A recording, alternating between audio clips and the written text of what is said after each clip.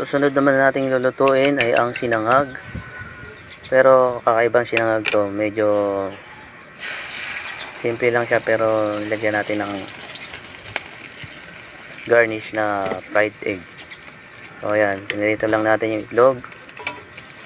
Yan, yung tortang itlog yan. Ayan yung iaano natin mamaya, yung garnish natin. Baga toppings nya.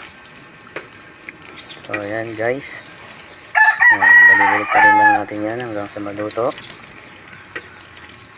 Katapos yan ay maglalagay tayo ng bawang sibuyas para sa sinangag. Yan, nilagay ko na yan. Nilagyan ko rin yan ng butter para mas malasa at mabango. So ayan guys. Ayan. Sinangag lang natin yan hanggang sa luto. So ayan guys, lagyan natin ng asin, konting magic para mas malasa pa rin siya guys. So ayan. Tapos halo-haloin lang natin ulit yan hanggang sa maluto guys. So ito na yung presentation nya. Lagyan natin ng toppings na fried garlic.